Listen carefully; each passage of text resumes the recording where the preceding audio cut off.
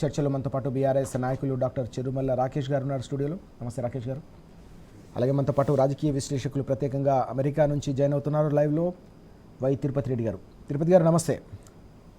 ముందుగా రాకేష్ గారు, మనం చూస్తూ ఉన్నాం చాలా కీలకమైన అంశాలు కనిపిస్తున్నాయి ఈరోజు పత్రికల్లో. హైడ్రాకు సంబంధించి మొన్న కూడా చూసాం, హైకోర్టు తీవ్ర స్థాయిలో ఆగ్రహం వ్యక్తం చేసిన సందర్భం. నిన్న కూడా మరోసారి ఆ అంశంపై తీవ్ర స్థాయిలో సీరియస్ అయిన విషయం కనిపిస్తోంది. హైడ్రాకు లేఖ ఎలా రాస్తారని చెప్పేసి తహసీల్దార్పై రాష్ట్ర హైకోర్టు ఆగ్రహం వ్యక్తం చేసిన అంశం ఒకటైతే, ప్రైవేట్ జాగాలో మీరు బోర్డులు ఎట్లా పెడతారని చెప్పేసి హైడ్రాను సూటిగా మరో న్యాయమూర్తి గారు సూటిగా ప్రశ్నించిన సందర్భం కనిపిస్తోంది. ఎట్లా చూడాలి? హైకోర్టు తీవ్ర స్థాయిలో హైడ్రా పైన, ప్రభుత్వ వైఖరిపైన ఆగ్రహం వ్యక్తం చేస్తున్న ఈ అంశాలు మనం ఎట్లా చూడాల్సిన అవసరం? గుడ్ మార్నింగ్ సీతారామరాజు గారు, అదేవిధంగా తిరుపతి రెడ్డి గారికి, టీఎన్ఎస్ ప్రేక్షకులకి అందరికీ గుడ్ మార్నింగ్. సార్, ఇప్పుడు హైకోర్టు మాట్లాడింది హైడ్రా మీద. ఈ అంశాన్ని కొంచెంసేపు పక్కన పెట్టుకుంటే ఒక 2-3 అంశాలు మనం మాట్లాడుకోవాలి. ఫస్ట్ అంశం వచ్చేసి, ఏ ల్యాండ్ కానీ రెవెన్యూ అధికారుల పరిధిలో ఉంటుంది.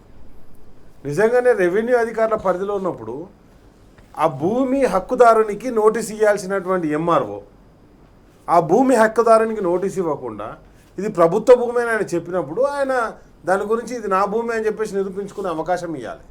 ఇవ్వకుండా డైరెక్ట్ ఆయన హైడ్రాకు రాసి హైడ్రా చేసి బోర్డు పెడితే ఏం కబ్జా చేస్తుర్రా అంటే మీ ఇష్టారాజ్యమా? అండ్ నెక్స్ట్ వచ్చేసి ఎస్పెషల్గా కేటీఆర్ గారు స్పష్టంగా గతంలో కూడా చెప్పారు, ఏదైతే ఈ ధరణి అంటే భూభారతి అని మార్చారో, భూభారతిలా కొన్ని ల్యాండ్లు ఏం చేస్తారు, ప్రొహిబిటెడ్ ల్యాండ్ లిస్టులో చేర్చేస్తారు. అక్కడ ఎంఆర్ఓకి అథెంటికేషన్ ఉంటుంది. గతంలో ధరణి పోర్టల్ ఎట్లుండే, ఓన్లీ ఐఏఎస్ ఆఫీసర్లు, కలెక్టర్లు మాత్రమే దాంట్లో ఏదైనా పెట్టాలంటే తమ్ ఇంప్రెషన్ పెట్టిన తర్వాతనే మార్పులు చేర్పులు జరిగేటి. దాన్ని ఏం చేసిండు రేవంత్ రెడ్డి, రాగానే మొత్తం ఎట్లా కబ్జా చేయాలని చెప్పేసి పొంగులేటి శ్రీనివాస్ రెడ్డి గారు, రేవంత్ రెడ్డి గారు ఇద్దరు కలిసి ఏ భూమి పడితే ఆ భూమి ప్రొహిబిటెడ్ లిస్టులో చేర్చేస్తారు. అప్పుడు ఏమవుతుంది, ప్రొహిబిటెడ్ లిస్టులో పెట్టంగానే భయపడి వాళ్ళు కలెక్టర్ దగ్గరకో, ఎంఆర్ఓ దగ్గరకో, ఆర్డీఓ దగ్గరకు పోతారు. పొంగనే బేరాలు మొదలవుతున్నాయి. ఇప్పుడు మనం చూసినాం, ఏదైతే కోకాపేట దగ్గర జరిగినటువంటి భూ కబ్జాలో ఏమున్నది, వాళ్ళ ల్యాండ్ ప్రైవేట్ ల్యాండ్, దాన్ని ప్రొహిబిటెడ్ లిస్టులో పెట్టేసి దీనికి హైడ్రా అనే ఒక ప్రొటెక్షన్ తీసుకుంటుంది. ఎస్, నిజంగానే హైడ్రా అంటే ఏంది, ప్రభుత్వ భూములు ఎక్కడైతే ఉన్నాయో వాటిని రక్షించాలి. ప్రభుత్వ భూములు ఎప్పుడు రక్షించాలి? నువ్వు కోర్టు తీర్పు వచ్చిన తర్వాత ఇది ప్రభుత్వ భూమి అని కోర్టు చెప్పిన తర్వాత అప్పుడు నువ్వు రక్షించాలి. అంతే తప్పితే నా దగ్గర పోలీసు ఉన్నది, నువ్వేమన్నా ప్రైవేట్ ఆర్మీయా? నీ ఇష్టం వచ్చినటువంటి జాగాలో పోతే నేను బోర్డు పెట్టేస్తా, ఆ బోర్డు పెట్టినోడు వచ్చిన ఆఫీస్కి కలవాలంటే ఇదేం పద్ధతి? ఇక్కడ మనం అడుగుతున్నది ఒకటే, ఎప్పుడైతే ఇప్పుడు కంచెగచ్చిబౌలి భూమి ఉందండి, కంచెగచ్చిబౌలి భూమి ప్రైవేట్ ప్రాపర్టీ కాదు, అది గవర్నమెంట్ ప్రాపర్టీ అని చెప్పేసి తీర్పునిచ్చింది. దాన్ని ఏం చేయాలి, దాన్ని ప్రొటెక్షన్ ఇవ్వాలి. అట్లా కాకుండా దాన్ని తాకట్టు పెట్టుకోనికి ప్రభుత్వానికి అప్పచెప్పుడు అంటే భూములు అంటే అమ్ముకోనికి, తాకట్టు పెట్టుకోనికి. గతంలో ఏంది, రేవంత్ రెడ్డి గారు పని ఏముండే, ముఖ్యమంత్రి కాకముందు ఆర్టీఐ యాక్ట్లు వేయాలి, ప్రతి ఒక్కరిని బెదిరియాలి. ఈరోజు ఏం చేస్తుండు, ఆర్టీఐ యాక్ట్ నుంచి కాదు, డైరెక్ట్ ఆయన కబ్జాదారికి వెళ్ళిపోతుండు. కాబట్టి ఇక్కడ జరుగుతున్నటువంటి సమస్య ప్రజల కోణంలో ఆలోచించాలి, మనం ప్రజాకోణంలో ఆలోచించాలి. ప్రజాకోణంలో ఎట్లుంటుంది, ఒక భూమి, ఈ భూమి ఎవరిది, ఈ భూమి ఎవరిది అంటే ప్రైవేట్ వ్యక్తులది కాదు, ప్రభుత్వంది అన్నప్పుడు ఎంఆర్ఓ గారు దానికి నోటీస్ ఇవ్వాలి.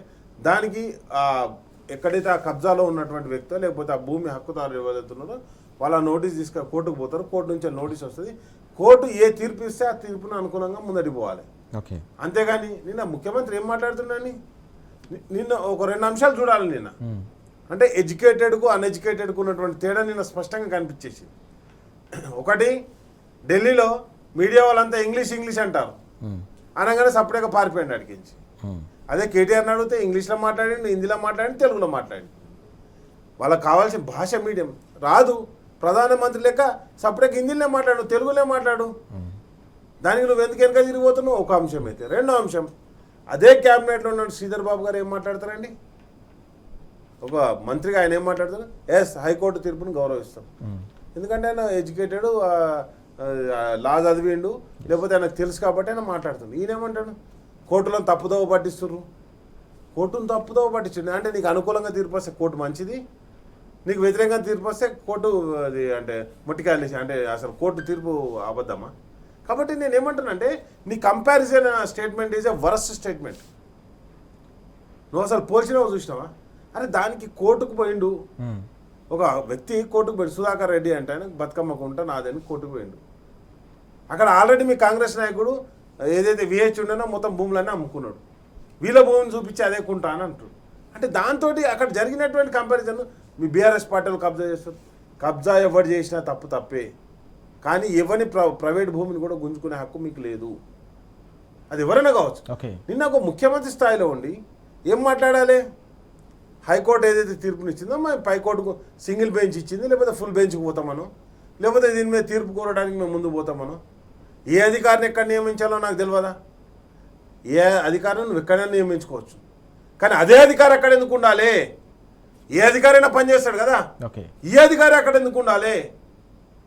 అండ్ నెక్స్ట్ వచ్చేసి నేను ఏమంటే రాఘవ క్రషర్స్ విషయంలో మనం చూసినాం. పొంగులేటి శ్రీనివాసరెడ్డి గారి క్రషర్ గురించి ఒక సెషన్ మొత్తం నడిచింది అసెంబ్లీలో. నడిచిన తర్వాత అప్పటిదాకా ఇదంతా కాదు జూటా అని చెప్పేసి నెక్స్ట్ హైడ్రావే కూలగొట్టింది.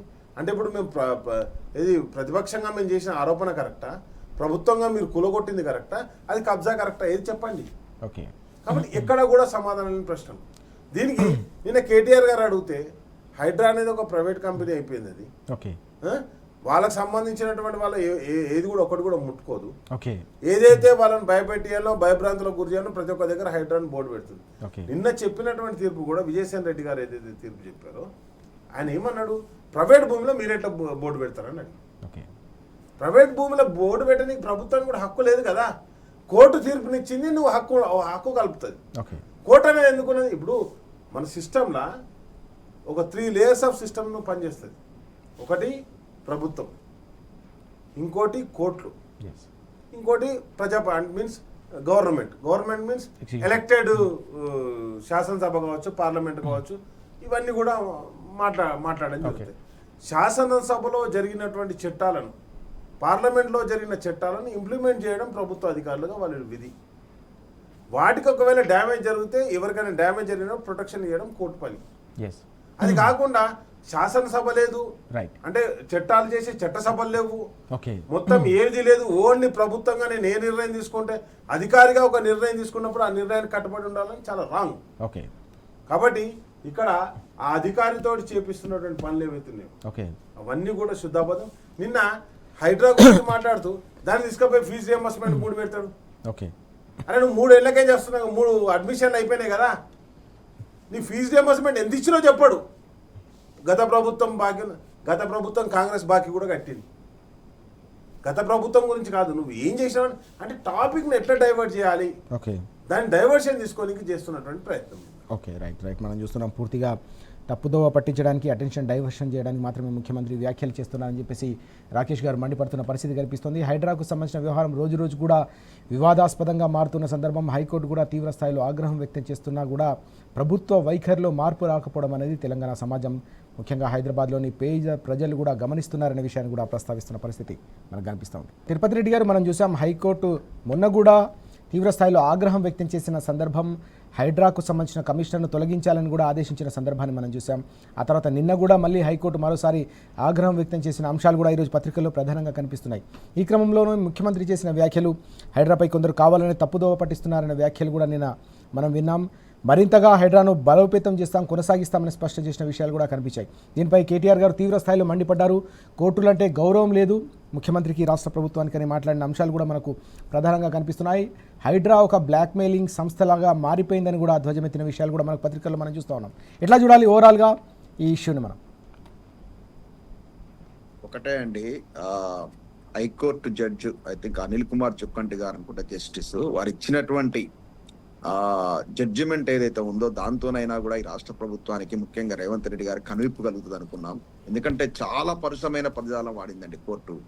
అవసరమైతే మిలిటరీ వాళ్ళకు చెప్పి లోపలేపిస్తాం, ఏంది ఇది, ఇలా కోర్టు ధిక్కరణ చేయడం ఏంటి? ఒక ఆఫీసరు అతనుకి అసలు హైడ్రా అంటే ఒక ప్రభుత్వ విభాగమా లేకపోతే ఒక వ్యక్తికి ఇచ్చినటువంటి ప్రైవేట్ సైన్యమా అనేటువంటి రీతి లోపల, అంటే ఒక నేరాలు చేసేటువంటి అలవాటు పడ్డటువంటి ఒక వ్యక్తి ఈ స్థానంలో ఉన్నారా అనిపిస్తా ఉంది. చాలా తీవ్రమైన వ్యాఖ్యలండి. ఆ తర్వాత కూడా రేవంత్ రెడ్డి గారు రివ్యూ చేసుకొని ఈ హైడ్రా వల్ల వచ్చే కలుగుతున్నటువంటి ఈ యొక్క జనాలు బెంబేలెత్తిపోతున్నారు. హైడ్రా అంటే ఒక ఏదో హైడ్రాసురుడు అని ఒక పేరు వచ్చింది. అంటే ఒక రాక్షసుల్లా కనపడుతోంది మొత్తం హైదరాబాద్ లోపల. ఇప్పుడు ముఖ్యంగా ప్రధానంగా మా ప్రవాస తెలంగాణ వాసులు ఎవరన్నా, అంటే ప్రవాస తెలుగు వాళ్ళు ఎవరన్నా ఇన్వెస్ట్మెంట్ చేయాలని కూడా బెంబెలెత్తిపోతున్నారు. ఏ ఏ ఏ అధికారి ఎప్పుడు వస్తాడో, మనం కొన్నటువంటి ప్లాట్ సెక్యూరిటీ ఉందా, ఎఫ్టిఎల్ అంటే ఎఫ్టిఎల్ అంటున్నారండి. దాని లిమిట్స్ ఒక ఏమైనా కట్ ఆఫ్ డేట్ ఉందా, దానికి ఉన్నటువంటి ఏందండి నిర్వచనం ఏంటండి, అంటే ఎవరు డిసైడ్ చేయాలి, ఏం కదా దానికి ఏమైనా శాస్త్రీయత ఉందా? అంటే ఆగమాగంగా ఒక హైడ్రా అనేటువంటి ఒకటి తీసుకొచ్చేసి దానికి ఈ యొక్క రంగనాథ్ గారిని ఆఫీసర్ని వేసేసి ఆయనకు ఫుల్ పవర్స్ ఇస్తున్నటువంటి ఒక బిల్ పాస్ చేసేసి అంటే అధికారికి అంత బ్లైండ్ గా మద్దతు ప్రకటించడం అంటే ఒక వ్యవస్థను బలోపేతం చేయడం అని అనుకుంటున్నాడు. కానీ వ్యవస్థను బలోపేతం చేయడం కాదండి, ఒక అరాచకం చేసే వ్యక్తికి లైసెన్స్ ఇవ్వడమే. ఇవాళ ఏ లెవెల్కి వెళ్ళిపోయిందండి హైడ్రా. లాస్ట్ ఎప్పటి నుంచో ఉన్నటువంటి రెవెన్యూ డిపార్ట్మెంట్ హైడ్రాకే రిపోర్ట్ చేసే పరిస్థితి తీసుకొచ్చారు. జిహెచ్ఎంసీ వాళ్ళు ఆఫీసర్స్ కూడా హైడ్రాకే రిపోర్ట్ చేసే పరిస్థితి వచ్చింది. ఇవాళ రెవెన్యూ అధికారులు చేయాల్సిన పనిని కూడా హైడ్రా నిర్వర్తిస్తా ఉంది. అంటే అసలు ఇది ఏందో అర్థం కావట్లేదు. అంత అగమ్య గోచరంగా తయారైంది హైదరాబాద్ లోపల. ఏమన్నంటే చెరువులను పునరుద్ధరిస్తున్నాం అని చెప్తున్నారు. గతం లోపల దుర్గం చెరువును బీఆర్ఎస్ ప్రభుత్వం పునరుద్ధరించలేదా?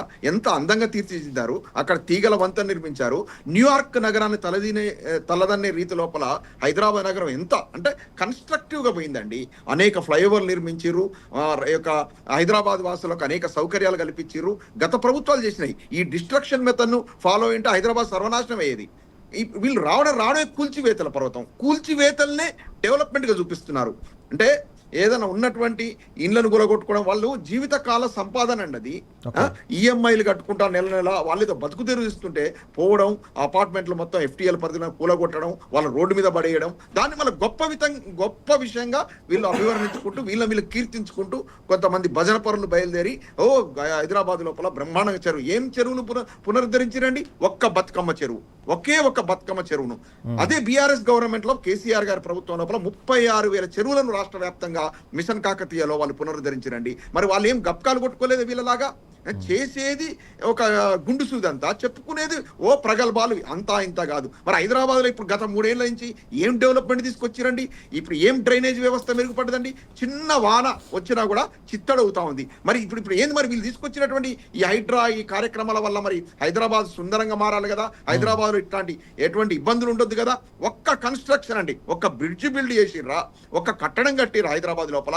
ఏమనంటే ఇవాళ ఉదయం కూడా ఒక డిబేట్ లో అంటున్నాడు రామ్మోహన్ రెడ్డి, ఆ యొక్క టీపీసీసీ అయితే మీడియా చైర్ అంటున్నాడు, మేము బ్రహ్మాండంగా ఆ యొక్క మూసి బాధితులను తీసుకెళ్లి డబుల్ బెడ్రూమ్లు ఎవరు కట్టించారండి? డబుల్ బెడ్రూమ్ ఎవరు కట్టించారు? కేసీఆర్ గారు కట్టించారు. వీళ్ళు ఒక్క డబుల్ బెడ్రూమ్ అన్న బిల్డ్ చేశారా?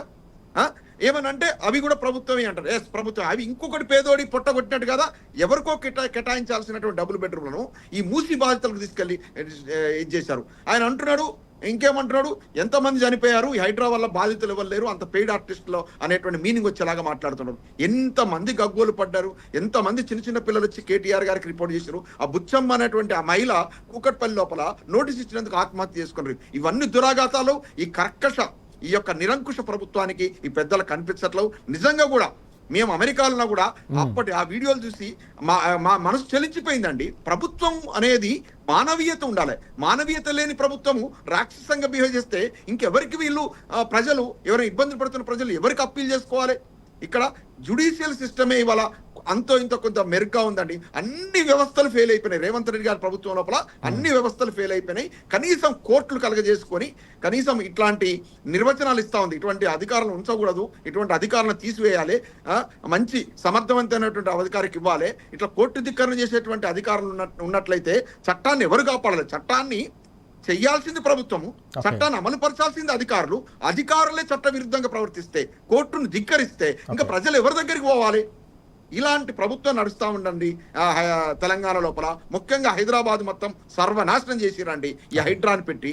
హైడ్రా పెట్టొచ్చు, నేను హైడ్రాకు వ్యతిరేకం కాదు, ఆ ఎంక్రోచ్మెంట్ను నిరోధించవచ్చు. కానీ దానికొక నిబద్ధత ఉండాలి కదా, దానికొక మానవీయ కోణం ఉండాలి కదా. ఓకే, ఇదే ముఖ్యమంత్రి గారు గతం లోపల ఒక ప్రెస్ మీట్ లోపల మాట్లాడినటువంటి వీడియో సోషల్ మీడియాలో మరి కనిపిస్తా ఉంది. దాంట్లో ఏమన్నాడంటే, కేసీఆర్ గారి ప్రభుత్వం ఇష్టం ఉన్నట్టు కూలగొడతారా, ఏదన్నా ఎవరన్నా ఏదన్నా ఇట్లా కట్టుకున్నట్టయితే ఇర్రెగ్యులారిటీస్ ఉన్నట్టయితే రెగ్యులరైజ్ చేయొచ్చు కదా, ఫైన్ వేసి రెగ్యులరైజ్ చేయొచ్చు కదా, ఇక మునుముందు ఇట్లా జరగకుండా ప్రొటెక్షన్ తీసుకోవచ్చు కదా అంటున్నారు. మరి ఈయన చేస్తున్నది ఓకే. ఈయన చేస్తున్నది ఏంది? ఇప్పుడు ఏమైనా ఇర్రెగ్యులారిటీస్ ఈ యాజ్ ఆన్ టుడే ఏమైనా ఇర్రెగ్యులారిటీస్ వాటి రెగ్యులరైజ్ చేయొచ్చు. తర్వాత డౌన్ ద రోడ్ నువ్వు ప్రొటెక్షన్ తీసుకో. ఆ ఉన్నటువంటి మిగతా భూమిని మొత్తాన్ని కూడా కంచె వేస్తావా, ఏం చేస్తావా నువ్వు చెయ్యి, నువ్వు ఉద్ధరించేటోడు అయితే. ఇంకొకటి, ముఖ్యమంత్రి గారు ఇలాంటి ఎన్క్రోచ్మెంట్ ఏదైనా ఉంటే తన కుటుంబం సభ్యుల దగ్గర నుంచి స్టార్ట్ చేస్తే చిత్తశుద్ధి నిరూపించుకోవాలి. వారి సోదరుడు అనుమల తిరుపతి రెడ్డి గారి గృహమేమో మన కోర్టు పోయి స్టే తెచ్చుకునేటందుకు అవకాశం ఇచ్చేస్తారు, వారిది కూల్చారు. మిగతా వాళ్ళది స్టేలున్నా కూడా కూలగొడతారు. ఇక మరి ఇది ఎక్కడిది?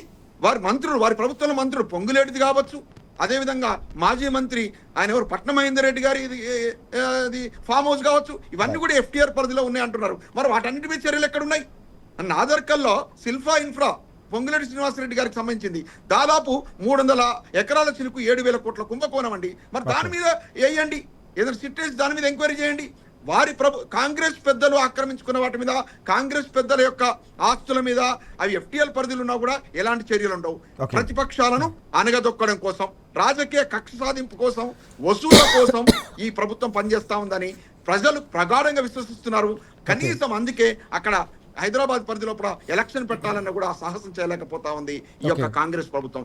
రైట్ మనం చూస్తా ఉన్నాం. హైడ్రాతో పేదల ఉసురు తీయడమే కాదు, హైదరాబాద్కు సంబంధించిన బ్రాండ్ ఇమేజ్ను కూడా దెబ్బతీసింది ఈ ప్రభుత్వం, ముఖ్యమంత్రి అని చెప్పేసి తిరుపతి రెడ్డి గారు తీవ్ర స్థాయిలో ఆగ్రహం వ్యక్తం చేస్తున్న అంశాలు కూడా కనిపిస్తున్నాయి. హైకోర్టు కూడా అందుకే ఈ స్థాయిలో తీవ్ర ఆగ్రహం వ్యక్తం చేస్తున్న విషయాలు కూడా మనకు కనిపిస్తున్నాయనే విషయాన్ని ప్రస్తావిస్తున్న పరిస్థితి మనకు కనిపిస్తూ ఉంది. రాకేష్ గారు, మనం చూస్తున్నాం ఓవైపు కోర్టులు, మరోవైపు ప్రజా కోర్టులో కూడా తెలంగాణ సమాజం కావచ్చు, హైదరాబాద్లోని పేదలంతా కూడా హైడ్రాపై తీవ్ర స్థాయిలో ఆగ్రహం వ్యక్తం చేస్తున్న అంశాలు మనకు కనిపిస్తున్నాయి. అయితే ముఖ్యమంత్రి నిన్న ఢిల్లీలో చేసిన వ్యాఖ్యలు, హైడ్రాను కొనసాగిస్తాం, రానున్న రోజుల్లో మరింత బలోపేతం చేస్తామని వ్యాఖ్యానించిన అంశం కూడా మనకు కనిపిస్తూ ఉంది.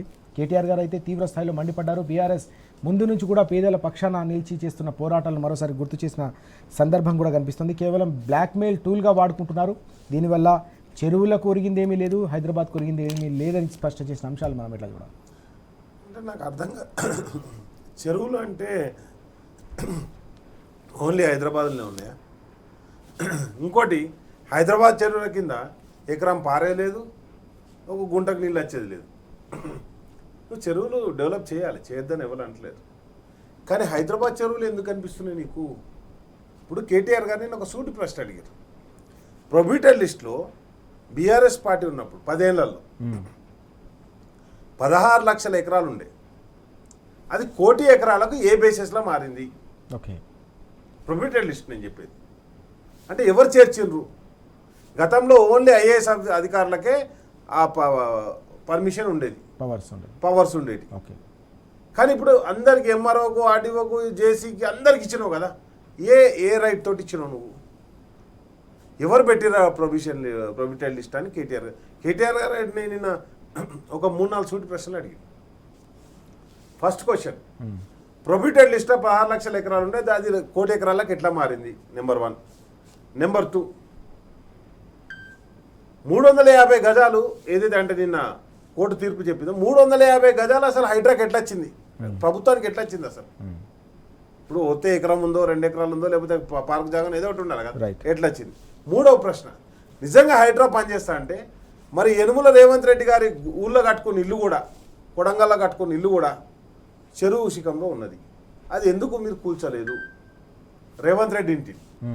అదే క్రమంలో ఇంకోటి కూడా మరి ఏదైతే వివేక్ కావచ్చు, లేదా పొంగులేటి శ్రీనివాసరెడ్డి కావచ్చు, లేదా గుత్తా సుఖేందర్ రెడ్డి కావచ్చు, లేదా యనుమల తిరుపతి రెడ్డి కావచ్చు, వీళ్ళందరి ఇండ్లు ఏవైతే ఉన్నాయో, పట్నం మహేందర్ రెడ్డి కావచ్చు, ఇవన్నీ అక్కడ పరిధి FTL పరిధిలో ఉన్నాయి కదా బఫర్, అవి ఎందుకు కూలగొట్టలే? ఓకే. అండ్ నెక్స్ట్, ఇప్పటి వరకు నేను అడుగుతుంది ఏంటంటే, నేను ఇరిగేషన్లో గెస్టెడ్ ఆఫీసర్గా పనిచేసిన కాబట్టి మాకు ఇరిగేషన్లో కొన్ని రూల్స్ అండ్ రెగ్యులేషన్స్ ఉంటాయి. ఓకే, బఫర్ జోన్ ఎంత, FTL ఎంత, FTL ఎక్కడికి, బఫర్ జోన్ ఎక్కడికి, ఇవన్నీ కూడా ఉండడం జరుగుతుంది. ఒక రివర్ క్యాచ్మెంట్ ఎంత ఉంటుంది, ఆ రివర్కు FTL ఎంత ఉంటుంది అనేది కూడా మాకు ఆల్రెడీ ఒక నామ్స్ ఉంటాయి మాకు. అవన్నీ కాకుండా అవి ప్రభుత్వానికి పర్టికులర్ నామ్స్ సెక్షన్స్ ఉంటాయి. అవి కాకుండా ఇప్పటి వరకు ప్రభుత్వం కావచ్చు, హైడ్రా కావచ్చు, అది మూసీ రివర్ ఫ్రంట్ కావచ్చు, లేకపోతే ఏదైనా ట్యాంక్ కావచ్చు, అంటే చెరువు కావచ్చు, లేకపోతే ఏదైనా వాగు కావచ్చు, దేనికని అసలు నువ్వు ఇప్పటి వరకు బఫర్ జోన్ కావచ్చు, FTL కావచ్చు, ఎంతవరకు ఎన్ని మీటర్లని డిక్లేర్ చేసినావు? ఓకే, ఇంతవరకు డిక్లేర్ చేయలేదు. ఇక్కడ గత నామ్స్ ఇంప్లిమెంట్ చేస్తలేవు. నీ ఇష్టం వచ్చినట్టు ఒక 1/2 కిలోమీటర్ అంటే 500 మీటర్లు అంటాం, ఒక 30 మీటర్లు అంటాను, ఒక 40 మీటర్లు అంటాను. ఎందుకంటే వాల్దా యాక్ట్ తీసుకొచ్చినప్పుడు ఆ బఫర్ జోన్ కూడా తగ్గియడం జరిగింది. ఓకే, గతంలో 50 మీటర్లు ఉన్నదాన్ని, ఏదైతే రివర్ పక్కన ఉన్నటువంటి 50 మీటర్లు ఉన్నదాన్ని దాన్ని ఏం చేశారు 30 మీటర్లకు తగ్గియడం జరిగింది. ఓకే, అదంతా మధుకాన్ బ్రిడ్జ్ ఏదైతే ఉన్నదో అది యాజ్ పర్ ది నామ్స్ ప్రకారం కన్స్ట్రక్షన్ చేసి రైట్. ఇవన్నీ పక్కన పెట్టి నా ఇష్టం వచ్చినట్టు హైడ్రాన్ వాడతా, నేను ఇష్టం వచ్చిన అధికారిని పెట్టుకుని ఎస్ ఒక ప్రభుత్వంగా నీకు ఏ అధికారిని కానీ ఎక్కడ కానీ పెట్టుకునే ఉంది, విచక్షణ అధికారం ఉంది.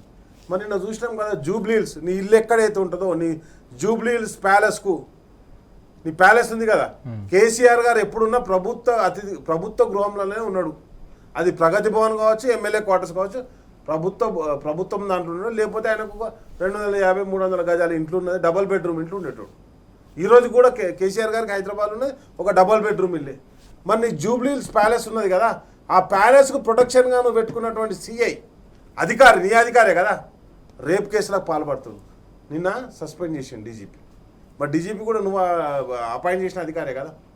నేనేమంటున్నా అంటే ఒక అధికారి విషయంలో నువ్వు తీసుకున్నటువంటి నిర్ణయం ఎంత వరస్ట్ నిర్ణయమో ఇక్కడ స్పష్టంగా కనిపిస్తుంది.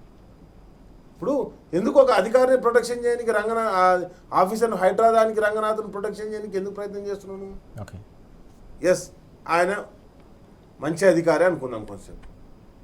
మరి మంచి అధికారి అయినప్పుడు ఎవరి ఆర్డర్లతో పనిచేస్తుండు? ఎస్ ఏ అధికారి కానీ ప్రభుత్వ ఆర్డర్లతో పనిచేస్తాడు. ఆయన వ్యక్తిగతంగా ఏం పనికైతే వాడుకోలేదు కదా రంగనాథ్. మరి వాడుకోనప్పుడు మరి ఎవరి సూచనల మేరకు ఆయన పనిచేస్తుండు?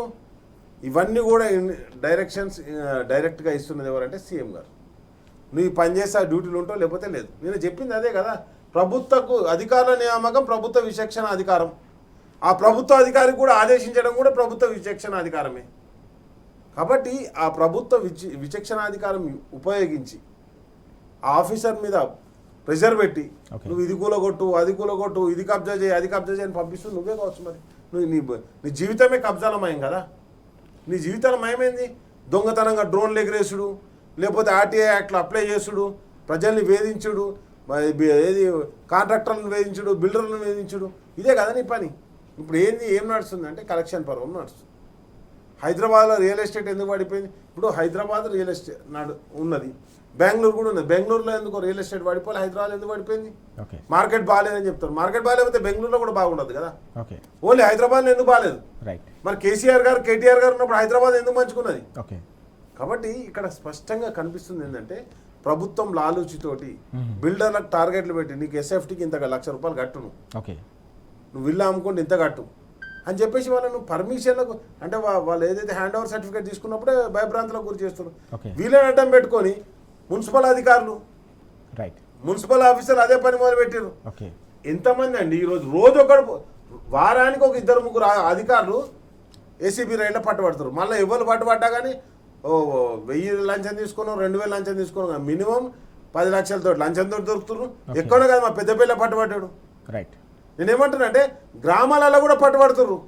పట్టుబడ్డ కాడ మళ్ళీ సర్చ్ చేసేది మనం చెప్తానే, మళ్ళీ ఏసీబీ డిపార్ట్మెంట్ చెప్తుంది 100 కోట్లు, 200 కోట్లు, 300 కోట్లు, 1000 కోట్లు ఎవరు పట్టుబడ్డా. మరి ఎందుకు ఇంతగానో కరప్షన్ ఎందుకు స్టార్ట్ అయింది ఇక్కడ అంటే ప్రభుత్వ అధికారుల మీద ప్రభుత్వానికి పట్టు కోల్పోవడం. అది నేను చెప్పలే, డైరెక్ట్గా ముఖ్యమంత్రి గారు ఏమన్నారంటే వర్షం పడ్డప్పుడు రేవంత్ రెడ్డి అన్నమాట, ట్రాఫిక్ కంట్రోల్ ఉండలేదు, మ్యాన్ హోల్స్ అని నిండిపోతాను. ఎందుకంటే 2 ఆయన దగ్గరనే ఉన్నాయి. పోలీస్ డిపార్ట్మెంట్ ఆయన దగ్గర ఉంది, మున్సిపల్ డిపార్ట్మెంట్ ఆయన దగ్గర ఉంది.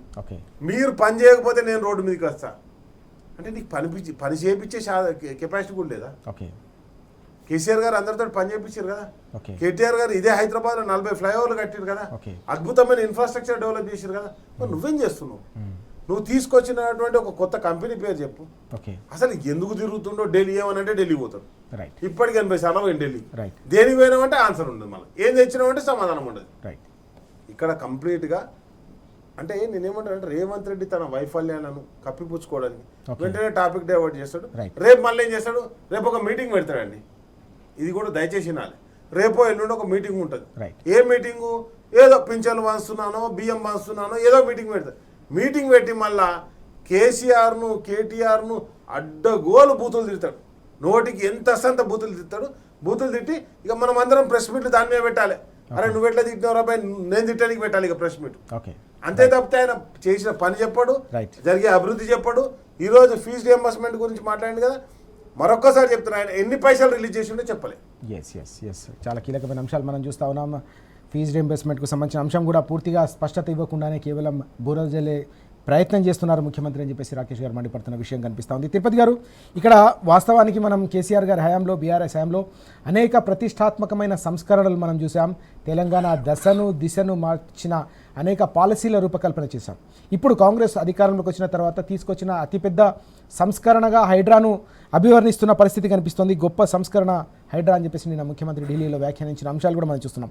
ఎట్లా చూడాలి? గతంలో తెలంగాణకు సంబంధించిన తొలి ప్రభుత్వం, బీఆర్ఎస్ ప్రభుత్వం ఏర్పడిన తర్వాత అమలు చేసిన సంస్కరణలు, ఇప్పుడు హైడ్రాను కూడా గొప్ప సంస్కరణగా అభివర్ణిస్తున్న తీరు, పేదల ఉసురు తగిలింది ప్రభుత్వానికి అని చెప్పేసి పేదల ఆక్రోశం కూడా మనకు కనిపిస్తోంది. ఎట్లా చూడాలి ఈ అంశాన్ని? మనము గతం లోపల బీఆర్ఎస్ ప్రభుత్వం కేసీఆర్ గారు 2014 తర్వాత అధికారంలోకి వచ్చిన తర్వాత మనం చూసామండి. కేసీఆర్ గారు కావచ్చు, ఇటు హరీష్ రావు గారు కావచ్చు, అటు కేటీఆర్ గారు కావచ్చు, ముగ్గురు కూడా అంటే తోటి క్యాబినెట్, అదేవిధంగా ఎమ్మెల్యేలు ప్రభుత్వం ఏ విధంగా పనిచేస్తుంది. ప్రధానంగా ఈ ముగ్గురు నాయకులు ఒకరు ఇరిగేషన్ మీద ఫోకస్ పెడితే, ఒకరు ఐటీ ఈ పరిశ్రమలు తీసుకురావడం, బయోటెక్ పరిశ్రమలు తీసుకురావడం, హైదరాబాద్లో రెవెన్యూ పెంచడం, దాని మీద కేటీఆర్ గారు కృషి చేశారు. అటు కేసీఆర్ గారు వీరిద్దరిని మిగతా ప్రభుత్వాన్ని మొత్తం సమన్వయం చేయడంలో ఒక పెద్దగా వ్యవహరించారు. మనం చూసాం కేటీఆర్ గారు అదే 2014లో మన కేసీఆర్ గవర్నమెంట్ వచ్చిన తర్వాత అప్పుడు ఉన్నటువంటి హైదరాబాద్ రెవెన్యూ, ఐటీ కావచ్చు, బయోటెక్, ఫార్మా రెవెన్యూ మనకు ఓన్లీ 60,000 కోట్లు సుమారుగా రెవెన్యూ. కేసీఆర్ గారు దిగిపోయే నాటికి సుమారు 3 లక్షల కోట్ల రెవెన్యూ పెరిగింది. అంటే ఎన్నింతలండి? 5 రెట్లు పెరిగిందండి. కేసీఆర్ గారు అధికారంలోకి వచ్చినప్పుడు మన దగ్గర వరి పంట 40,000 మెట్రిక్ టన్నులు. కేసీఆర్ గారు దిగిపోయే నాటికి మన దగ్గర వరి పంట 1,50,000 మెట్రిక్ టన్నులు. ఈ రకంగా మనం చూస్తాం, క్లియర్గా తెలిసిపోతుంది విజన్. అంటే ఈ పంటలు చూస్తూ 4-5 రెట్లు పెరిగినాయి, రాష్ట్ర ఆదాయం ఒక 4-5 రెట్లు పెరిగినాయి. ఇవన్నీ కూడా ఏమన్నంటే అప్పులు తీసుకొచ్చారు. అప్పులు తీసుకొస్తే అసెట్స్ కనపడతా ఉన్నాయి, అడుగడుగున కనపడతా ఉన్నాయి. హైదరాబాద్లో మనం ఇంట్లో నుంచి బయటికి వెళ్ళగానే ఆ యొక్క ఫ్లైఓవర్లు కనపడతా ఉన్నాయి, ఆ యొక్క ఫైనాన్షియల్ డిస్ట్రిక్ట్ లో డెవలప్మెంట్ కనపడతా ఉంది, వారి హయాంలో వచ్చినట్టు కంపెనీలు కనపడతా ఉన్నాయి. ఇటు సచివాలయం సగర్వంగా కనపడతా ఉంది. మన హుస్సేన్ సాగర్ దగ్గర సచివాలయం కనపడుతుంది. మనం హైదరాబాద్ దాటగానే మనకు జిల్లా హెడ్ క్వార్టర్లో, ప్రతి జిల్లా హెడ్ క్వార్టర్ లోపల మెడికల్ కాలేజ్ కనపడతా ఉంది, జిల్లా సచివాలయాలు కనపడతా ఉన్నాయి. విలేజ్కి పోతే చివరికి మా విలేజ్ చూసి నేనే పరేషాన్ అండి. విలేజ్ లో ఒక గార్డెన్, అంటే ఆ యొక్క చెట్లను ఎన్నో రకాలండి. ప్రతి విలేజ్ లెవెల్లో కూడా మనకు కళ్ళకు కట్టొచ్చినట్టు డెవలప్మెంట్ కనపడుతుంది. ఎక్కడ చూసినా కూడా 1000 గురుకులాలు పెట్టడము, ప్రతి జిల్లాకు మెడికల్ కాలేజ్ పెట్టడము, 1-2 అండి. ప్రతి ఇంటికి సంక్షేమ పథకం, అప్పుడే పుట్టిన బిడ్డ నుంచి పండు ముసలి వరకు, అంటే ఆ బిడ్డకు కేసీఆర్ కిట్లు కావచ్చు, ఆ తర్వాత పండు ముసలి వాళ్లకు ఈ యొక్క ఆసరా పింఛన్లు కావచ్చు, ఏకంగా 200 నుంచి 2,000 చేయడం, పెళ్లి చేసుకునేటువంటి అమ్మాయిలకు కళ్యాణ్ లక్ష్మి, షాదీ ముబారక్, ఈ రకంగా రైతు బంధు ప్రపంచంలోనే ఏ గవర్నమెంట్ కూడా డైరెక్ట్ రైతు అకౌంట్ లో డిపాజిట్ చేసిన ఉదంతాలు. ఈవెన్ అమెరికా, నేను అత్యంత అభివృద్ధి చెందిన అమెరికా దేశంలో ఉంటున్నా, అమెరికాలో రైతు ప్రొటెక్షన్ ఉంది, కానీ డైరెక్ట్ పెట్టుబడి సాయం అకౌంట్ లో చేసిన ఉదంతం అయితే ఇక్కడ కూడా లేదండి.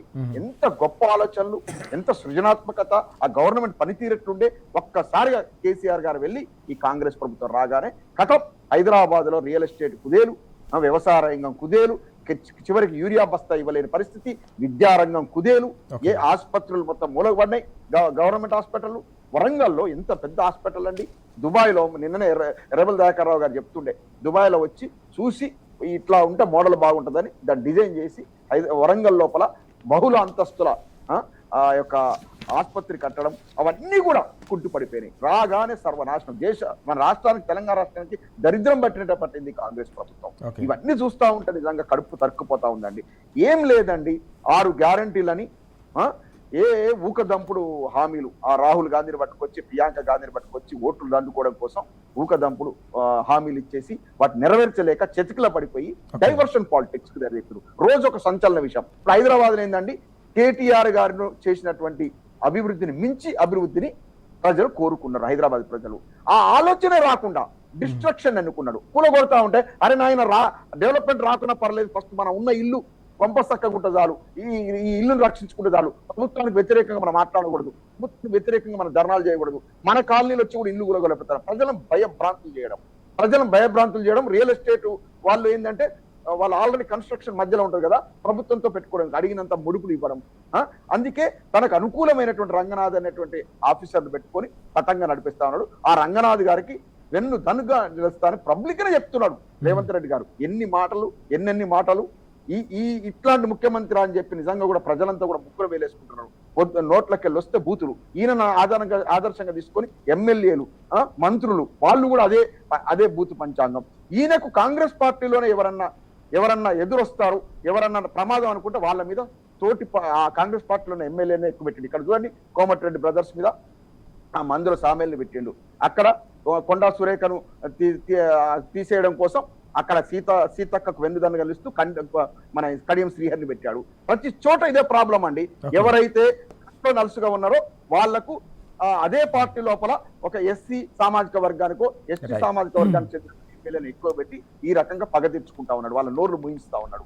రేవంత్ రెడ్డి గారు మొత్తం కూడా డిస్ట్రక్షన్, డైవర్షన్ పాలిటిక్స్ వీటినే ఆధారంగా చేసుకొని చేస్తా ఉన్నాడు. ఇప్పుడు ఈయన ఎవరైనా కూడా వెనకటి రోజుల లోపల ఎట్లుండేయండి, మనం గత ప్రభుత్వాలు చూసాం, ఇర్రెస్పెక్టివ్ ఆఫ్ పార్టీ ఏ ప్రభుత్వం అయినా ఉండే, బాగా మంచి డాక్టర్ ఉంటే వైద్య శాఖకు మంత్రి అయ్యేటోడు, మంచి ఎడ్యుకేషన్ ఉన్నవాడు పిహెచ్డీనో ఒక సైంటిస్ట్ అటువంటి వాళ్ళు ఎడ్యుకేషన్ మినిస్టర్ గా ఉండేవాడు, మంచి గుణగణాలు కలిగినోడు, ఎటువంటి కేసులు లేని వాళ్ళు హోంమంత్రిగా ఉండేవాళ్ళు. ఇవాళ మన తెలంగాణ రాష్ట్రంలో ఎటువంటి వాళ్ళ చేతులు ఉన్నాయండి ఈ శాఖలు? విద్యాశాఖ ముఖ్యమంత్రి గారి చేతిలో ఉంది, హోం శాఖ ముఖ్యమంత్రి గారి చేతిలో ఉంది, మున్సిపల్ శాఖ ముఖ్యమంత్రి చేతుల్లో ఉంది. అంటే ఎవరైతే they don't deserve, he is not eligible to lead that kind of ఆ మినిస్ట్రీ, ఆ క్యాబినెట్స్ అవి ఈయన హ్యాండిల్ చేస్తా ఉన్నాడు. ఇక ఎట్లా జస్టిస్ జరుగుతుందండి? ఆయన ఆలోచనలు కూడా అట్లనే ఉన్నాయి. ఆయన ఆలోచనలు కూడా విధ్వంసము, భయపెట్టడము ఇదే ఉంది. కాబట్టి ఇవాళ విద్యా వ్యవస్థ సర్వనాశనం అయిపోయింది, పోలీసింగ్ వ్యవస్థ మొత్తం. అంతకుముందు చక్కగా ఫ్రెండ్లీ పోలీసింగ్ ఉండే, లా అండ్ ఆర్డర్ పర్ఫెక్ట్ గా ఉండే. ఇవాళ ఎట్లుందండి లా అండ్ ఆర్డర్? కరీంనగర్ లో మధ్యాహ్నము పిఎంజే జ్యువెలర్స్ లో దొంగతనము, అక్కడ మళ్ళా కేంద్ర హోంశాఖ సహాయ మంత్రి ప్రాతినిధ్యం వహిస్తున్నాడు. ఈయన ఇద్దరు ఆర్ఎస్ బ్రదర్సే కదా. ఇక్కడ హైదరాబాద్ నడిబొడ్డున పోలీస్ ఆఫీసర్ యొక్క మిస్సెస్ ను చంపేసినారు. మొన్న ఒకడు బయటకు వచ్చేసి ఆడు ఫోక్సో కేసులో బయటకు వచ్చి ఆరుగురు అమాయకులను చంపేసిండు. ఈ రకంగా మొత్తం హైదరాబాద్ లోపల, మొత్తం తెలంగాణ రాష్ట్రం లోపల లా అండ్ ఆర్డర్ కంప్లీట్ గా ఫెయిల్ అయిపోయింది. ఎందుకంటే ప్రజా పాలకులు ఎట్లుంటే ఆఫీసర్లు కూడా గట్టే తయారయ్యారు. ఇవాళ ఈయన ఏం చెప్తే రంగనాథ్ గారు అది వినే పరిస్థితికి వచ్చింది. చక్కగా అంతకుముందు ఆయనకు మంచి పేరుండే రంగనాథ్ గారు, రేపు తప్పకుండా రంగనాథ్ గారు చిక్కులు ఎదుర్కోవాల్సి వస్తుందండి. ఇట్లా పాలకులు చెప్పినట్టు వినకూడదు. వాళ్ళ విచక్షణతో ఏది మంచి ఏది చెడని పోవాలి. మానవీయ కోణం ఉండాలి కదా. వాళ్ళు ఆయన సివిల్ సర్వెంట్ అండి, మానవీయ కోణం ఉండాలి కదా. ఏడుస్తుంటే కూడా ఆయన మనసు తరుపుకోకపోతే ఎట్లాగో రేవంత్ రెడ్డి గారికి మనసు లేదు. రేవంత్ రెడ్డి గారు ఒప్పుకున్నారు, నాకు ఎదుటి వాళ్ళు ఏడుస్తా ఉంటే నాకు సాడిస్టిక్ నేచరు, నేను చాలా సంతోషపడతా అని ఆయన చెప్పుకున్నారు కదా. నేను ఈ హైడ్రాను పెట్టిందే హిట్లర్ను ఆదర్శంగా తీసుకొని పెట్టినా అంటే ఉక్కు పాదం నడిపేస్తాం, బడుగు బలహీన వర్గాలను, పేద ప్రజలను మొత్తం కాలుతో బూట్ కాలు కింద తొక్కేస్తామన్నట్టుగా అదే కనపడ్డది కదా. ఎంత మంది అబాయకులండి, ఎట్లా మొత్తుకున్నారండి హైదరాబాద్ లో ఇల్లు కూడా కొడుతుంటే. ఒక ఇల్లు కట్టాలంటే ఒక మామూలు వ్యక్తికి ఎంత కష్టం అండి. హైదరాబాద్ లోపల మినిమం ఒక 50 లక్షలు 60 లక్షలు ₹1 కోటి అవుతుంది జీవితకాల సేవింగ్స్. ఒక అతను ఒరిస్సా నుంచి వచ్చిన అతని వీడియో చూసేస్తే ఆ బాచుపల్లి ఏరియాలో అయితే ఆయన ఇట్లా కొట్టుకుంటున్నాడు, ఏంటి మాకు ఈ దుస్థితి అని. ఇక పెట్టుబడులు ఎట్లా వస్తాయండి? ఒక్కడు కూడా నేను చెప్తున్నా, నేను ఇలా ఎన్ఆర్ఐ చెప్తున్నా, అమెరికా నుంచి మన తెలంగాణకు, అమెరికా గల్ఫ్ కంట్రీస్ నుంచి 5 లక్షల కోట్లు వచ్చేటి అండి. ₹1 కూడా పంపట్టాడండి. ఎందుకంటే భయం జ్వరపడ్డది. ఆడ ఇన్వెస్ట్మెంట్ చేస్తే ఉంటుందో పోతుందో తెలియదు. ఏ హైడ్రా అధికారి వచ్చేసి ఇది ప్రైవేట్, ఇది గవర్నమెంట్ ల్యాండ్ అని మాట్లాడడం, ఇది ఎఫ్టిఎల్ లిమిట్ అంటాడు. హైదరాబాద్ లో ఇంకొకటండి, ప్రభుత్వ ఆస్తులు వర్తించదా అండి ఇది ఎఫ్టిఎల్ లిమిట్? మనము ట్యాంక్ బండ్ నెంబటే ఫిషరీస్ డిపార్ట్మెంట్ అక్కడ ఏదో ఫిష్ కర్రీస్ చేసి అమ్ముతా ఉంటారు. ఫిషరీ బూర్గుల రామకృష్ణారావు గారి బిల్డింగ్, ఇవన్నీ ఎఫ్టిఎల్ పరిధిలో రావా? అది నీళ్ళలోనే ఉందండి ఆ ఫిషరీస్ డిపార్ట్మెంట్ బిల్డింగ్. సచివాలయం కూడా వాటర్ తగులుతా ఉంటుంది, మరి అవన్నీ ఎఫ్టిఎల్ పరిధిలోకి రావా? అంటే ఎన్ని అటు కూడా కూల్చాలి కదా, మరి కూలుస్తారా? హుస్సేన్ సాగర్ నడిబొడ్డున మన బుద్ధ విగ్రహం పెట్టారు, మరి అదేంటిది అక్కడ? ఇవన్నీ వీటన్నిటి కొర్తించవా? అందుకని చెప్తున్నా, ఒక శాస్త్రీయత లేదు. వాళ్ళు ఏదనుకుంటే అది చేస్తున్నారు. ఒక వ్యక్తికి ప్రైవేట్ సైన్యాన్ని ఇచ్చి దండయాత్రలు పంపినట్టుంది ఈ హైడ్రా. ఓకే, ఇది ఇట్లాంటి ప్రభుత్వాన్ని ఎన్నుకున్నందుకు హైదరాబాద్ ప్రజలు చాలా కోపంతో ఉన్నారు. ఎక్కడ ఎవరు సంతోషంగా లేరండి ఈ కాంగ్రెస్ ప్రభుత్వం వల్ల. Yes. విలేజ్లల్లో రైతన్నలు అట్లే ఉన్నారు, ప్రభుత్వ ఉద్యోగులకు వాళ్ళ పెన్షన్లు రావట్లే, ఫీజు రియంబర్స్మెంట్ రాక Right, తిరుపతి. కాలేజీలు ఎస్ మనం చూస్తా ఉన్నాం పూర్తి స్థాయిలో పేదల నివాసాలపైన పేదల గూడును కూల్చేందుకు దండయాత్ర చేసేందుకే హైడ్రాను పెట్టినట్టుగా అనిపిస్తుందనే భావన తెలంగాణ సమాజంలో కాదు ఎన్ఆర్ఐలో కూడా వ్యక్తమవుతుందని తిరుపతి రెడ్డి గారు చాలా స్పష్టంగా చెప్తున్న అంశాలు మనం చూస్తూ ఉన్నాం. హైడ్రాపై అన్ని వర్గాల్లో కూడా ఈ స్థాయిలో వ్యతిరేకత వ్యక్తమవుతున్నా కూడా ఇంకా కూడా దాన్ని సమర్థించుకోవడం అనేది అత్యంత దుర్మార్గం అని చెప్పేసి రాకేష్ గారు కూడా మండిపడుతున్న విషయాలు మనం ఇప్పటివరకు చూసాం. రాకేష్ గారు, మరో కీలకమైన అంశం విద్యార్థులకు సంబంధించిన అంశం ఇది. విద్యార్థి ఉద్యమాలు మనం చూసాం ఢిల్లీ వేదికగా యావత్ దేశాన్ని కూడా గడిగడలాడించాయి. యువత శక్తి, సంఘటిత శక్తి ఎట్లా ఉంటుందో మనం దేశ సమాజం అంతా కూడా చూసిన సందర్భం మనం చూసాం. ఈ క్రమంలోనే విద్యార్థులకు సంబంధించిన ఫీజు రీయింబర్స్మెంట్కు సంబంధించిన వ్యవహారం కూడా మరోసారి చర్చకు వస్తుంది. 1000 కోట్లు బకాయిలు ఉన్నాయి. నిన్న ముఖ్యమంత్రి పాత బకాయిలు, పక్క రాష్ట్రానికి సంబంధించిన బకాయిల గురించి మాట్లాడారు తప్ప ఈ బకాయిలను ఎప్పుడు తీరుస్తారో చెప్పలేదు. ఎందుకు చెప్పట్లేదు అని చెప్పేసి కేటీఆర్ గారు కూడా నిలదీసిన అంశం మనం చూసాం. నిన్న ఒక అంశం అండి, అంటే నిన్న రేవంత్ రెడ్డి గారు మాట్లాడింది ఎట్లుంటుంది అనేది చెప్తా. ఇప్పుడు కోర్టులకు కొన్ని పరిమితులు ఉంటాయి, కోర్టుకు కొన్ని అధికారాలు ఉంటాయి. Under article 215 of constitution of contempt of court act అనేది ఒకటి ఉంటుంది, ఆర్టికల్లో ఉన్నది మనం. అండ్ నెక్స్ట్ వచ్చేసి ఇంకోటి ఏంటంటే అండర్ ఆర్టికల్ ఆఫ్ 226 అండ్ 227 ప్రకారం they can give the permission to CBI కూడా పర్మిషన్ ఇచ్చే రైట్ హైకోర్టుకు ఉండడం జరుగుతుంది. అంటే కోర్టు పరిమితులను కూడా మాట్లాడినటువంటి ముఖ్యమంత్రి నేను ఏ అధికారిని అంటే ఆ అధికారిని పెట్టుకోవచ్చు అని చెప్పినప్పుడు మరి కోర్టు పరిమితులు కూడా ఆయనకు తెలియాలి కదా, కోర్టు అధికారాలు కూడా ఆయనకు తెలియాలి కదా. ఏ ఆర్టికల్లో పొందుపరిచారని ఒకవేళ తెలియకపోతే తెలుసుకోవాలని చెప్పేసి మనం చెప్పడం జరుగుతుంది. అండ్ నెక్స్ట్ వచ్చేసి high court is a court of records and has a power to punish for the contempt of the itself. And 1971లో ఒకటి ఏదైతే జడ్జిమెంట్ ఇచ్చిందో దాని ప్రకారం మనం చెప్తున్నాం. కాబట్టి కోర్టుల పరిధి ఎక్కడున్నది, కోర్టు ఏం చేయాలి అని చెప్పేసి ప్రభుత్వంగా అధికారులను నియమించుకునే అధికారం నీకు ఏ విధంగానైతే ఉన్నదో, ఏ అధికారినైనా ఎట్లా నిర్ణయించుకోవచ్చో అదేవిధంగా కోర్టుకు కూడా ఆర్టికల్స్ ప్రకారం, కాన్స్టిట్యూషన్ ప్రకారం దాని రైట్స్ దానికి ఉన్నాయి. కోర్టు రైట్స్ను ప్రశ్నించేటువంటి ప్రశ్న ఇక్కడ రేవంత్ రెడ్డి లేవనెత్తింది కాబట్టి మనం మాట్లాడుతాం. రైట్. అండ్ నెక్స్ట్ వచ్చేసి ఇంకోటి ఏంది, వెంటనే టాపిక్ డైవర్ట్ చేయడానికి పక్క రాష్ట్రంలో అప్పుడు ఉన్నది, పక్క రాష్ట్రంలో బీజేపీతో పోతున్నావు, నువ్వు కూడా బీజేపీతో పోతున్నావు ఒప్పుకో. పక్క రాష్ట్రం గురించి మనకెందుకు, ఆ రాష్ట్రం వద్దనే కదా మన రాష్ట్రం మనం తెచ్చుకుంది. ఇప్పటికి నువ్వేం చేస్తాను, పక్క రాష్ట్రం బాగుండాలని మా గోదావరి నీళ్ళు వదిలిపెడుతున్నావు. గద్వాల కాడ ఈరోజు మా పాటలకేంచి దొంగతనంగా నీ పాటలు జరిగినటువంటి ఎమ్మెల్యే, అక్కడ గద్వాల ఎమ్మెల్యే ఈరోజు ధర్నా చేస్తాడు నీ ప్రభుత్వం మీద. దేనికి? జూరాలకు వచ్చినటువంటి అని చెర్లు నింపని అడుగుతారు వాళ్ళు. ఈరోజు ధర్నా పెడుతుండే అక్కడ భాష హనుమంత్ నాయుడు గారు. నేనేమంటున్నానంటే నీళ్లు మొత్తం గద్వాల ఏరియాలో చెరువులు నింపకుండా, కృష్ణా పరివాహక ప్రాంతంలో నీరు ఇవ్వకుండా ఇరిగేషన్ శాఖ మంత్రి ఏం చేస్తుండండి? మన ఇప్పుడు మళ్ళీ పోవాలి హరిశన్న పోయి ధర్నా చేస్తే కానీ మోటార్ లాంచ్ చేయరు. కల్వకుర్తి, నెట్టెంపాడు, భీమా, కోయిల్ సాగర్, తుమ్మిళ్ళ ఇవన్నీ ఉన్నాయి కదా, అవన్నీ మోటార్ లాంచ్ చేయాలి కదా. వరద వచ్చినప్పుడు వరద వస్తేనే మోటార్ లాంచ్ చేస్తా అని చెప్పి ముఖ్యమంత్రి కావచ్చు. కాబట్టి వెంటనే ఆ మోటార్లన్నీ ఆన్ చేయాలి. అండ్ నెక్స్ట్ వచ్చేసి నేను ఏమంటున్నా అంటే ఇన్ని మాట్లాడినాం కదా మనం, ఇప్పుడు మొత్తం దీని మీద టాపిక్ డిస్కషన్ కాగానే ఏం చేస్తాడు తెలుసా, వెంటనే పోతాడు. ఈయన వరుసగా పెట్టిన కేసులు చెప్తా చూడండి, ఈ car racing, phone tapping, Kaleshwaram project, power purchasing. And next వచ్చేసి ఏంటంటే ఒకటి పర్సనల్ దావా చేసుకున్న కేటీఆర్ గారి బొమ్మల మీద ఫామ్ హౌస్ కేసు అని, నెక్స్ట్ వచ్చేసి ధరణి కేసు. ఈ కేసులను బుక్ చేస్తాడు, ఇదే పని మీద ఉంటాడు. కాబట్టి నేను ఒకటే చెప్తున్నా, వెంటనే ఇది ఏదైతే ఉన్నదో ఈరోజు టాపిక్ డైవర్ట్ చేయకుండా మళ్ళీ ఒక కేసో మళ్ళీ ఒక నోటీసో, ఇది కామన్ గా జరుగుతుంది. కానీ ఇప్పుడు జరగాల్సింది ఏంది, ఏదైతే ఇగో మీకు ఒక అది పేపర్లో కనిపిస్తుంది ఏంది, ట్రాన్స్ఫార్మర్లని లైన్లు ఉన్నాయి. తెలంగాణలో 10 ఏళ్ళకి ట్రాన్స్ఫార్మర్ లైన్లే లేవు. అక్కడ చూడు రాగో ట్రాక్టర్లలో పెట్టుకున్నారు. అదైతే మనం సంత కవిత్వం కాదు కదా. వాటిలో అమ్మేటప్పుడు వాటిలో లైన్లు ఉంటాయి, యూరియా కొనేటప్పుడు చెప్పుల లైన్లు ఉంటాయి, కాలం రాగానే కరెంట్ ట్రాన్స్ఫార్మర్ మోటార్ లైన్ ఉంటాయి. ఏం చేస్తున్నట్టు ఈ రాష్ట్రంలో? తిరుపతి రెడ్డి గారు చివరిగా ముగించే ముందు క్లుప్తంగా, ఓవైపు ఫీజు రీయింబర్స్మెంట్ బకాయిలు పేరుకుపోతా ఉన్నాయి, విద్యార్థులంతా అవస్థలు పడతా ఉన్నారు. విద్యార్థి ఉద్యమం మనం చూసాం ఢిల్లీ వేదికగా ఏ రకంగా దేశ రాజకీయ వ్యవస్థని ఒక్కసారిగా కుదిపేసిందో చూసాం. మరోవైపు అన్నదాతల కష్టాలు కూడా తీవ్ర రూపం దాలుస్తున్న పరిస్థితి క్షేత్రస్థాయిలో కనిపిస్తుంది. మొన్నటి వరకు యూరియా కష్టాలు, యూరియా కోసం క్యూ లైన్లు, ఇప్పుడు ట్రాన్స్ఫార్మర్లు కాలిపోతూ ఉంటే ట్రాన్స్ఫార్మర్లు కూడా క్యూ లైన్లోనే పెట్టిన దయనీయమైన దుస్థితి ప్రస్తుతం తెలంగాణ వ్యాప్తంగా కూడా అనేక చోట్ల కనిపిస్తూ ఉంది. ఎట్లా చూడాలి ఈ ఇష్యూస్ మనం? ఓవరాల్గా ఏంటంటే గవర్నమెంట్ పర్ఫార్మెన్స్ బాగలేదండి, పెట్టుబడులు రావడం ఆగిపోయినాయండి. పెట్టుబడులు ఆగిపోయినాయి, ప్రభుత్వ ఆదాయం పడిపోయింది. ఎందుకంటే ప్రభుత్వం యొక్క అనాలోచిత చర్యలు అంటే రావడంతోనే ఈ హైడ్రా ఈ కూల్చివేతలతో రియల్ ఎస్టేట్ రంగం కుదేలైపోయింది. నెంబర్ 1 అంటే ప్రభుత్వం మీద నమ్మకం పోయింది. నమ్మకం పోయినప్పుడు ఏమైతుందంటే పెట్టుబడులు రావు, ఇంకా విత్డ్రా చేసుకుంటారు. ఇప్పుడు మా అలాంటి ఎవడన్నా అక్కడ అసెట్లు గిసెట్లు ఉంటే అమ్ముకొని మళ్ళీ అమెరికాకో వాళ్ళు ఉన్నటువంటి దేశాలకు ఎన్ఆర్ఐలు పట్టుకొచ్చుకుంటారు. అంటే ముఖ్యంగా ఎక్కువగా ఎందుకు ఎన్ఆర్ఐ నుంచి మాట్లాడుతుంటే ఎన్ఆర్ఐల నుంచి ఎక్కువ పెట్టుబడులు వచ్చాయి.